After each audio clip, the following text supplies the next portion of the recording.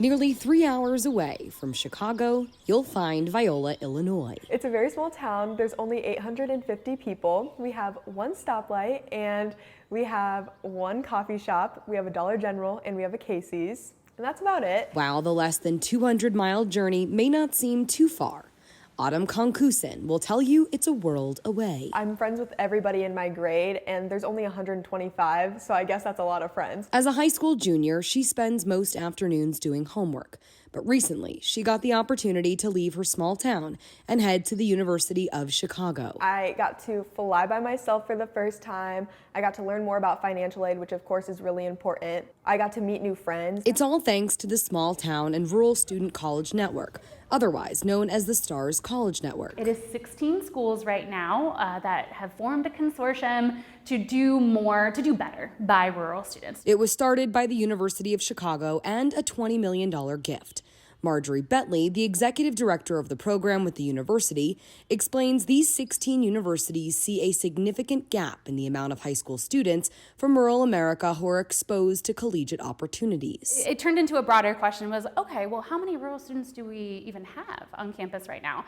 And we couldn't even answer the question. We didn't know. There are nearly 10 million high school students who live in rural America, but only 29% of 19 to 24-year-olds from rural areas are enrolled in college compared to 42% of students from metro areas. Top colleges and universities have joined STARS to offer free college counseling, workshops on paying for college, funded campus visits, programs, and scholarships to make higher education feel within reach.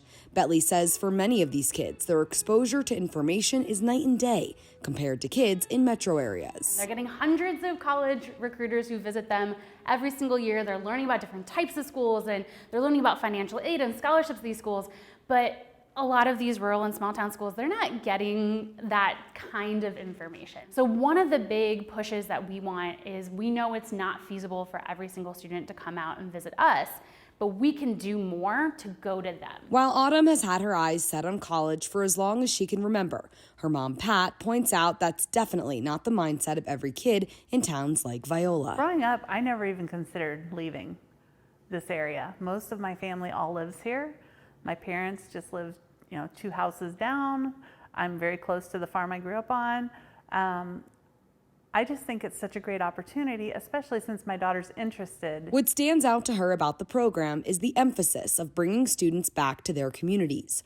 Rural America is home to some of our country's most substantial industries. There is need for jobs to be filled. It would be nice for these kids to have an opportunity to go to school and then come back to their own hometowns and, fill some of those positions that a college degree is needed for. We're working with local and national businesses that have headquarters in rural areas to give students the opportunity to come and then go back and use their education to continue their community at home. There are thousands of students who are not in the college pipeline. Those with this program are hoping to change that with access and exposure all kids deserve when it's time to think about college. I'm happy for the opportunities that she's going to have that neither one of us were able to have. Jessie Cohen, Scripps News, Viola, Illinois.